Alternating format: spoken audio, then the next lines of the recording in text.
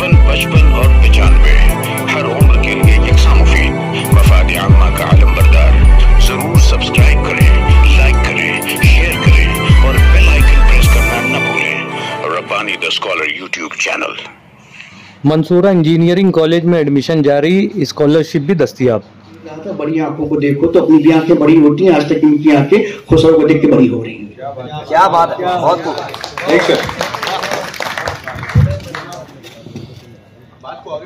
हाँ, मसनवी के ताल्लुक से आपने कहा था, तो हजरत ने उसमें कसायद भी लिखे हैं और खास तौर पे गजलें जो हैं उस ताल्लुक से बात, कसायद के ताल्लुक से अगर कुछ कहना चाहे।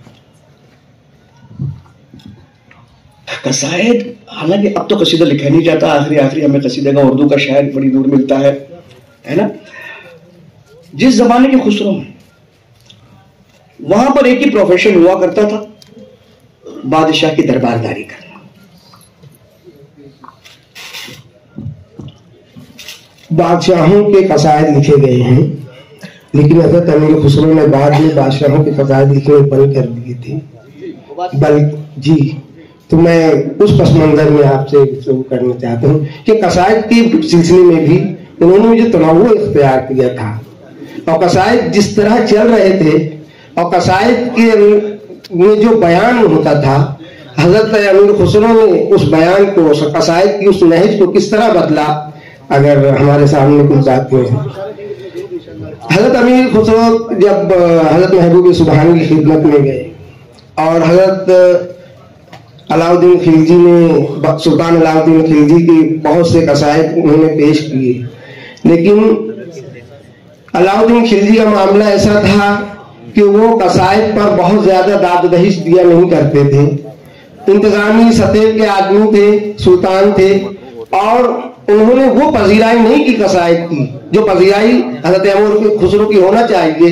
तो उन्होंने दरबार से आने के बाद कसायद को नहीं रुक दिया और तसव्वुफ के अंदर और तसव्वुफ की बातों को अपने महबूब किया, और सुल्तानुल औलिया महबूब सुबहानी हजरत निजामुद्दीन औलिया रहमतुल्लाह अलैह के दरबार में रहकर उन्होंने जो कसायद पेश किए हैं, और वो अक्सर कसायद मसनवी में भी है, मसनवी से हट कर भी है। तो आपने कसायद को एक नया रुख दिया, एक नया अंदाज दिया। उसके बाद जो कसायद लोगों से हटकर जो है वो दूसरों के कसायद भी लिखे जाने लगे। हमारी पिछली दफा गुफ्तगू हुई थी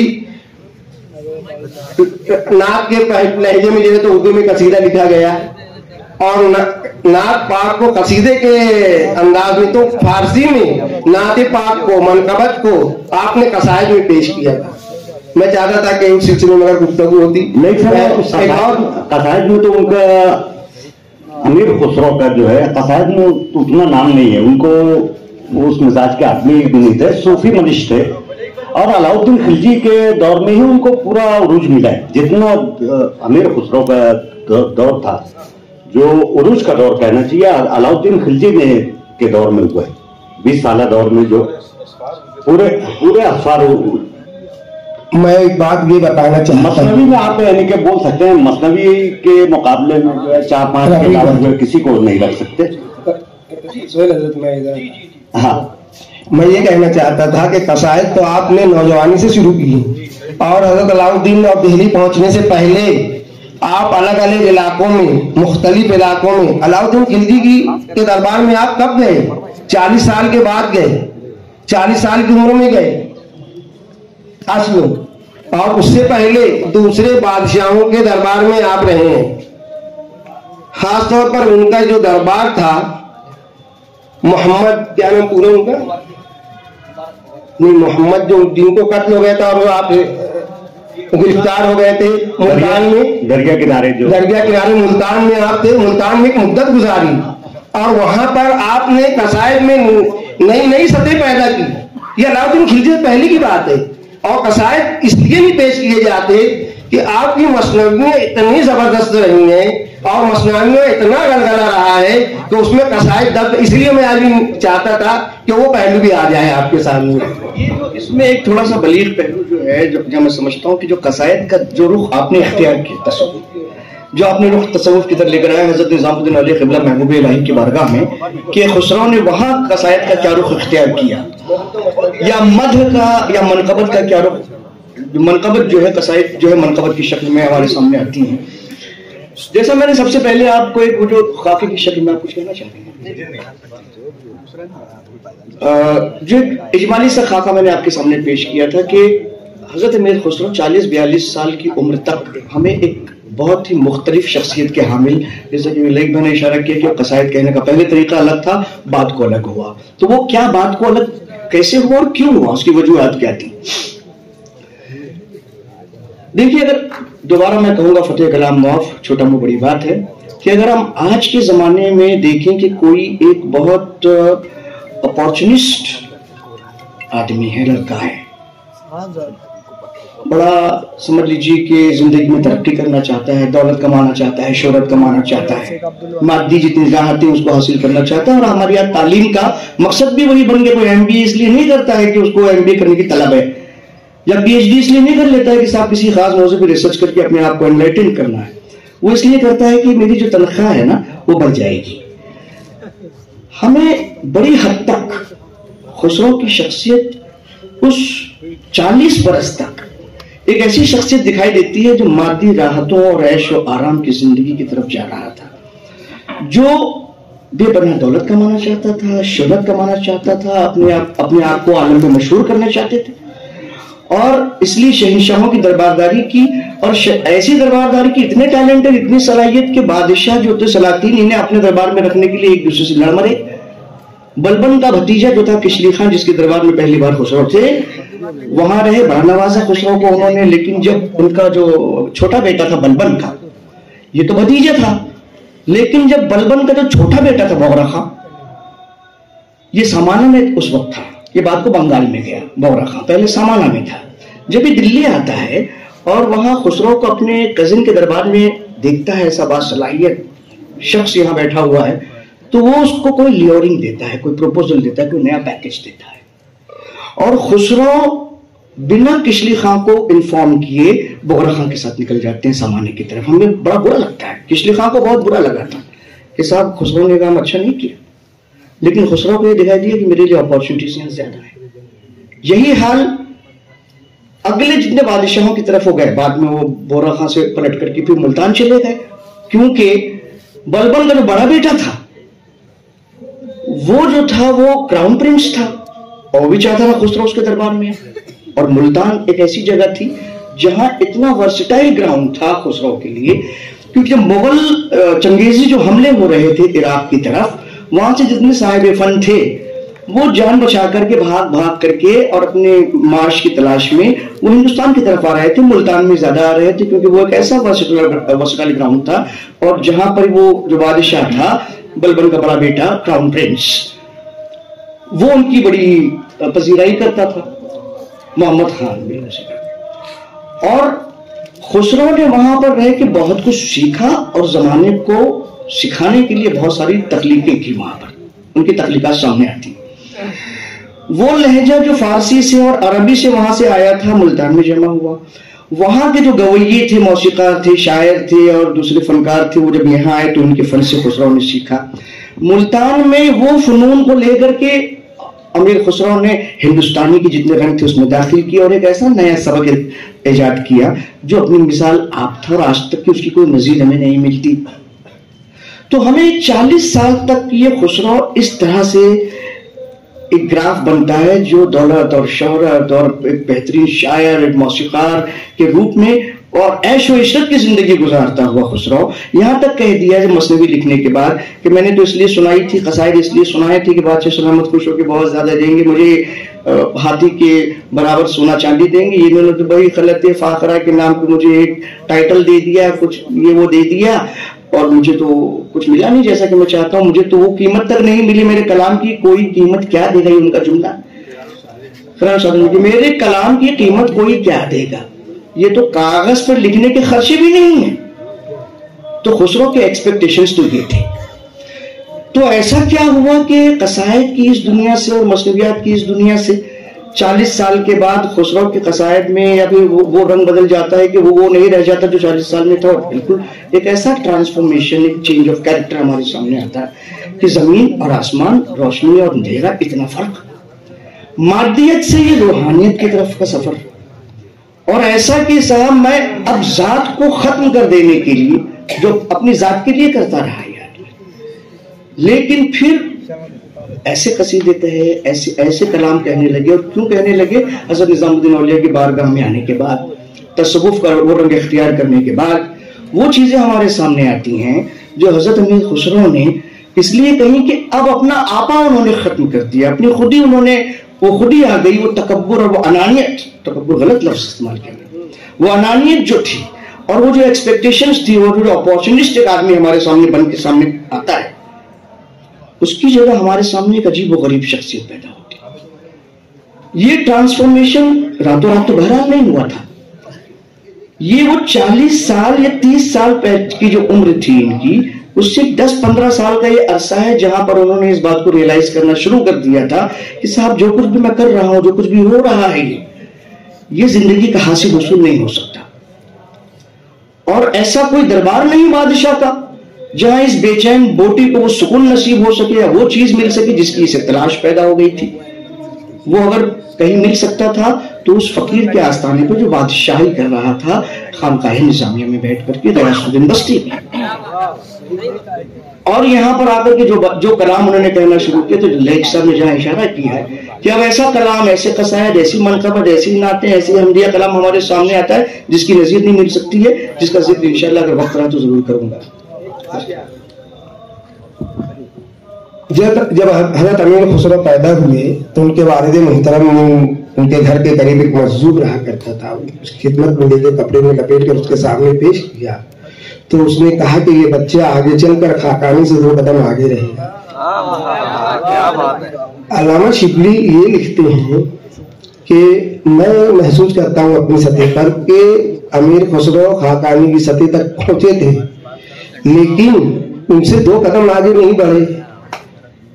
پھر خود کہتے ہیں، آگے لکھتے ہیں کہ مثنوی کے اندر اور آخر دور میں انہوں نے قصائد کو جس رنگ میں پیش کیا ہے، جس اسلوب میں پیش کیا ہے اور جس ڈھنگ سے پیش کیا ہے مثنویوں کو، جیسا حضرت ابھی ہمارے سہیل بھائی نے کہا، تو اس وقت یہ محسوس ہوتا ہے کہ یہ رنگ، یہ انداز خاقانی سے 2 قدم آگے. یہ بات یاد ہے. اب رفیق بھائی آپ. امیر خسرو کی خود غرضی جو ہے وہ سمجھ میں نہیں آئی کہ بہت ممکن ہے کہ میں نے غلط لفظ یا سخت لفظ استعمال کیا. ہاں اس سے تھوڑا سا ملائم، بڑوں کی غلطیوں کو غلطی نہیں کہتے، تسامح کہتے. نہیں، ان کے نانا اتنے، ان کی پرورش بہت عیش و عشرت میں ہوئی اور خود بڑے خاندانی آدمی تھے اور دولت و شہرت ان کے گھر کی لونڈی تھی. تو ایسا آدمی خود غرضی اور چند سکوں کے لیے یا ہاں. ابھی کل بات ہوئی ہمارے سہیل بھائی کا، میں جو ہے تو وکالت کر دیتا ہوں، انہوں نے خود کہا کہ جو جینیس ہوتا ہے، جو عبقری شخصیت ہوتی ہے، اس کی جو ذہنی سطح ہوتی ہے اور اس کی جو سوچ ہوتی ہے وہ اس لیول پر پہنچ جاتی ہے، وہاں پر انانیت اور یہ کچھ نہیں رہ جاتا، لیکن اس کو اس بات کا احساس رہتا ہے کہ میری سطح کیا ہے، میں کہاں پر ہوں اور مجھ کو کہاں سے لوگوں کو آنکنا چاہیے. لیکن کل بھی انہوں نے یہ کہا کہ میں الفاظ سخت ہو سکتا ہے استعمال کروں کیونکہ وہ لفظ اردو میں ہے نہیں. خود آدمی جو ہے وہ تصوف کی طرف نہیں جا سکتا، جو کہنے کے ہاں رفیع بھائی وہ خود غرض نہیں انہوں نے کہا، خود ان کا منشا خود غرض کہنا نہیں ہے، منفرد ہے، منفرد شخصیت تھی اتنی، وہ یہ بولنا چاہتے. میں چاہوں گا کہ آپ خود وہ وضاحت تو رہنے ہی دیجیے، اور اگر گفتگو اور آگے بڑھ جائے تو ہو سکتا ہے کہ کوئی اور اینگل سامنے بیان کرنے کے لیے میں لائق ہوں. ایک گھنٹہ ہو چکا ہے، کچھ اور میں 2-4 منٹ اور لے سکوں. جہاں تک کہ تصوف کی بات ہے، کیونکہ ہم لوگ حضرت امیر خسرو ان کی مثنوی کے حوالے سے کم جانتے ہیں، کم جانتے ہیں، بلکہ تصوف اور صوفی محفلوں کے حوالے سے زیادہ جانتے ہیں، حضرت نظام الدین اولیاء کے حوالے سے زیادہ جانتے ہیں. میرا ہی والا ایسا کیوں کرتا ہے؟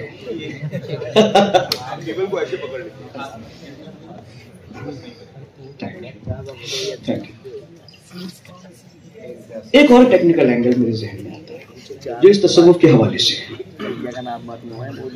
کہ حضرت امیر خسرو نے مثنوی کہیں قصائد کہیں کیا نہیں کہا، لیکن جب تصوف کی طرف آئے تو یہاں مضامین الگ تھے، لہجہ الگ بدلنا پڑے گا، لفظیات نہیں آئیں گی، رجحانات بدل گئے ہیں، بالکل زمین سے آسمان ہو چکا ہے، مادیت سے روحانیت کا سفر کی بات ہونے لگی ہے۔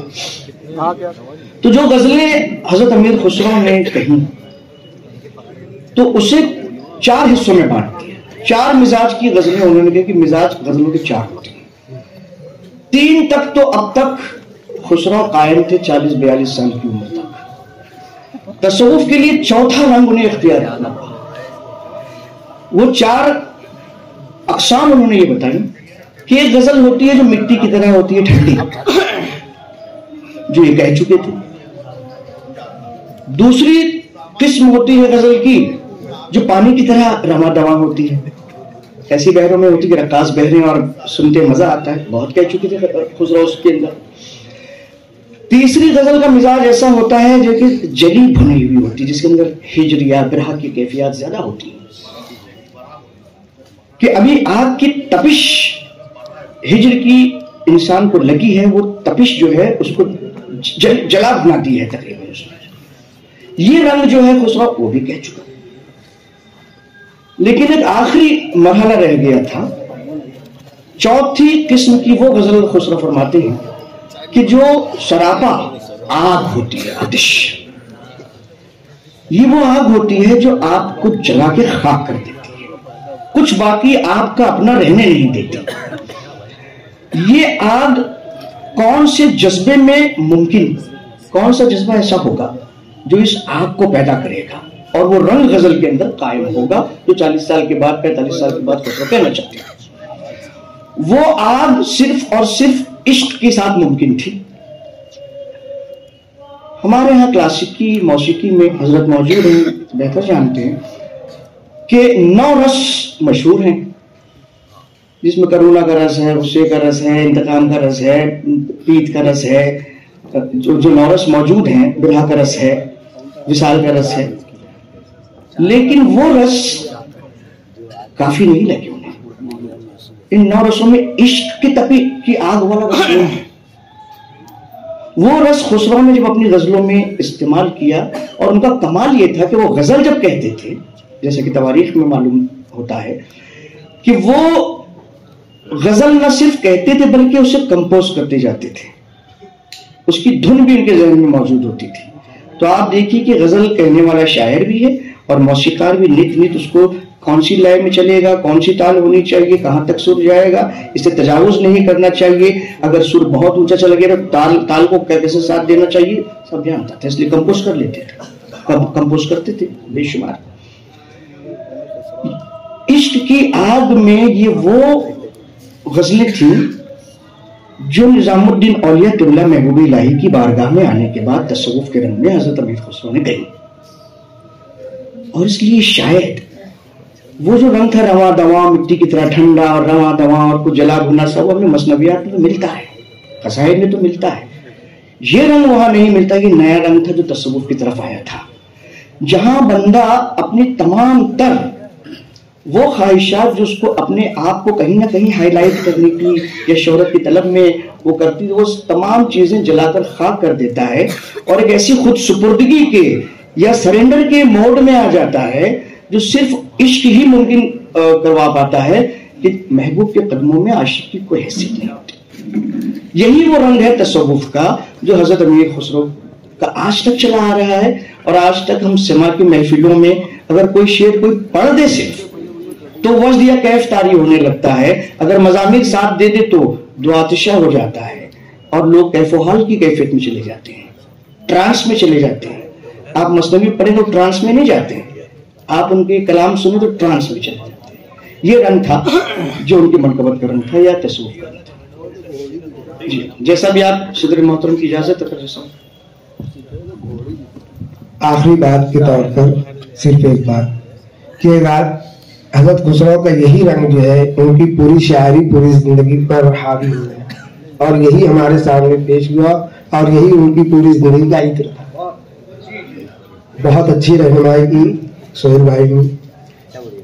اب صدر صاحب جو ہے اپنے خیالات۔